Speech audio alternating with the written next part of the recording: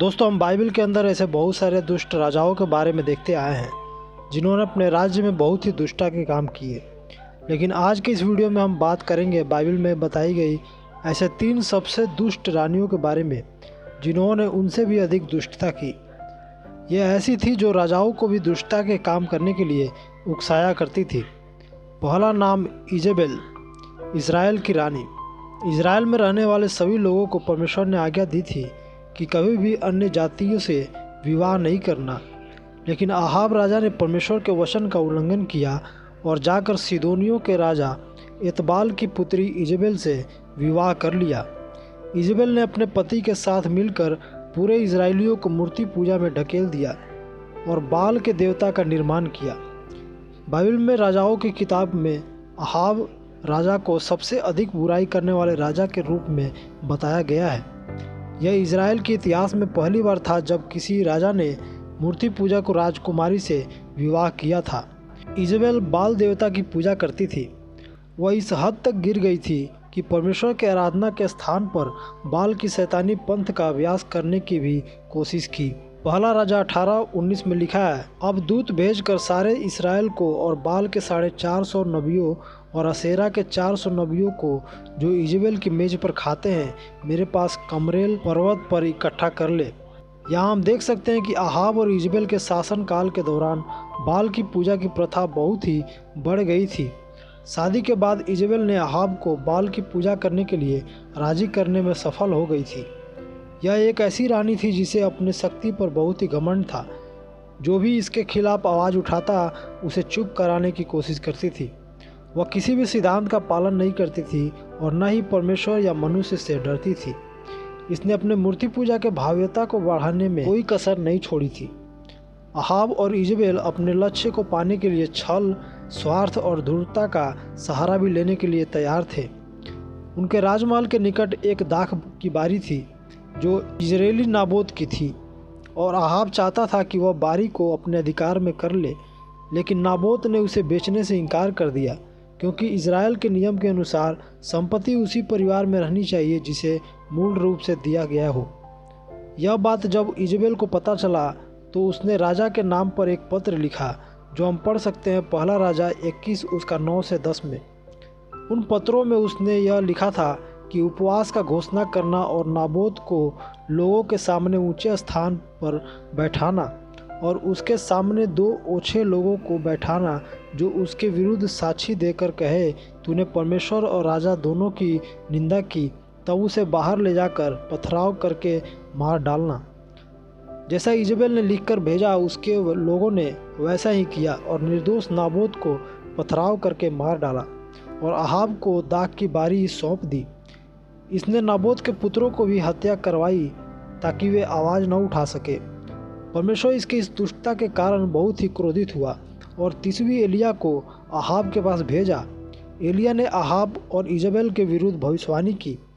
लिखा पहला राजा 21 उसका 23 से 25 में, और इजेबेल के विषय में यहोवा यह कहता है कि इज़राइल के किले के पास कुत्ते इजेबेल को खा डालेंगे। आहाब का जो कोई नगर में मर जाएगा उसको कुत्ते खा लेंगे और जो कोई मैदान में मर जाएगा उसको आकाश के पक्षी खा जाएंगे। सचमुच आहाब के तुल्य और कोई न था जिसने अपनी पत्नी इजेबेल के उकसाने पर वह काम करने को जो यहोवा की दृष्टि में बुरा है अपने को बेच डाला था। दोस्तों, इस भविष्यवाणी को सुनने के बाद आहाब ने तो अपने पाप का पश्चाताप किया।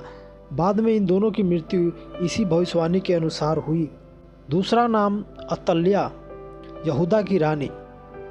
अतल्याह इज़राइल के राजा आहाब की बेटी थी जिसका विवाह यहोशापात के पुत्र यहोराम से हुआ था। इसने अपनी माँ इजेबेल और अपने पिता आहाब की तरह ही अपने आप को दुष्ट रानी के रूप में साबित किया। अतल्याह ने 841 और 835 ईसा पूर्व के बीच यहूदा के रानी के रूप में शासन किया। यह भी अपनी माँ की तरह बाल देवता की मूर्ति को पूजा करती थी। अतल्याह का पुत्र अहज्याह 22 वर्ष की आयु में सिंहासन पर बैठा और अपने पिता के समान ही इसने भी बहुत सी दुष्टता के काम किए।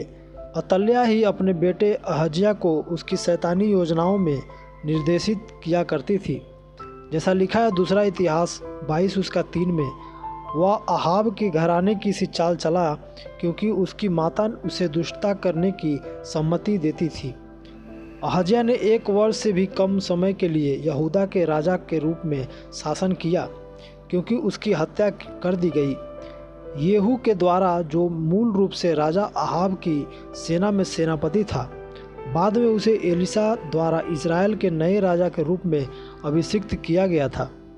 अहाब के राजवंश को समाप्त करने के लिए येहू की नियुक्त किया गया था।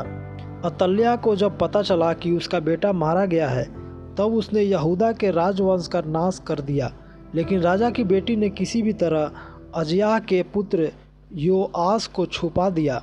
बाद में यही राजा बना और इसके अभिषेक के दौरान ही अतल्याह को मार डाला गया। उसी के साथ बाल के सभी पुजारियों को भी हत्या कर दी गई और भवन मूर्ति सभी को ढा दिया गया। लिखा है दूसरा इतिहास 23 उसका 15 से 17 में, अतः उन्होंने उसे पकड़ लिया और जब वह राजभवन के घोड़ा फाटक के द्वार के पास पहुंची तो उन्होंने उसे मार डाला। तब यहोयादा ने अपने और सब लोगों के और राजा के बीच वाचा बांधी कि हम यहोवा की प्रजा होंगे। तब सब लोगों ने बाल के भवन को जाकर ढा दिया और उसकी वेदियों और मूर्तों को टुकड़े टुकड़े किया और मतान नाम बाल के याजक को वेदियों के सामने ही घात किया। तीसरा नाम है हेरोदियास, गलील की रानी। हेरोदियास को भी एक दुष्ट रानी के रूप में माना जाता है। यह इसीलिए क्योंकि यूहन्ना बपतिस्मा देने वाले की हत्या के लिए यही जिम्मेदार थी। बाइबल में नए नियम की किताब में इसके बारे में बताया गया है। हेरोदियास फिलिपुस की पत्नी थी, लेकिन हेरोदेस ने अपने भाई की पत्नी से ही नियम का उल्लंघन करके उससे विवाह करके अपने पास रखा। यूहन्ना बपतिस्मा देने वाले ने इसके खिलाफ प्रचार किया। इसी बात के कारण हेरोदियास ने यूहन्ना बपतिस्मा देने वाले को पकड़वाकर जेल में डलवा दिया था। वह उसे जान से मरवा देना चाहती थी, लेकिन हेरोदेस डरता था, क्योंकि वह जानता था कि यूहन्ना बपतिस्मा देने वाले धर्मी और पवित्र पुरुष है। एक बार हेरोदेस की दावत में हेरोदियास की बेटी ने अपने नृत्य से सबको खुश कर दिया और उसी खुशी में हेरोदेस ने वचन दे दिया कि आधा राज्य तक कुछ भी मांगे दे दिया जाएगा। तब उसकी माता के कहने पर उसकी बेटी ने यूहन्ना बपतिस्मा देने वाले के सिर की मांग की। हेरोदेस तो उदास हुआ, लेकिन अपने शपथ के कारण उसने यूहन्ना बपतिस्मा देने वाले को मरवा डाला और उसका सिर उसे दे दिया, जो मरकुस 6 उसका 24 से 28 में लिखा गया है। हेरोदियास इतनी दुष्ट रानी थी जिसने परमेश्वर के आज्ञा के खिलाफ जाकर भी बुराई करना नहीं छोड़ा। दोस्तों, इन तीनों का जीवन यही सिखाता है कि बुराई या दुष्टता चाहे कितनी भी बढ़ जाए, उसका भी अंत जरूर है, और लोग चाहे कितनी भी कोशिश कर ले परमेश्वर के लोगों को आगे बढ़ने से रोकने की, वे उसमें कामयाब नहीं हो सकते हैं। आशा करता हूँ आज के इस वीडियो के द्वारा आपको कुछ सीखने को मिला होगा। चैनल को सब्सक्राइब कर ले ऐसे ही और वीडियो के लिए। धन्यवाद। जय मसीह की।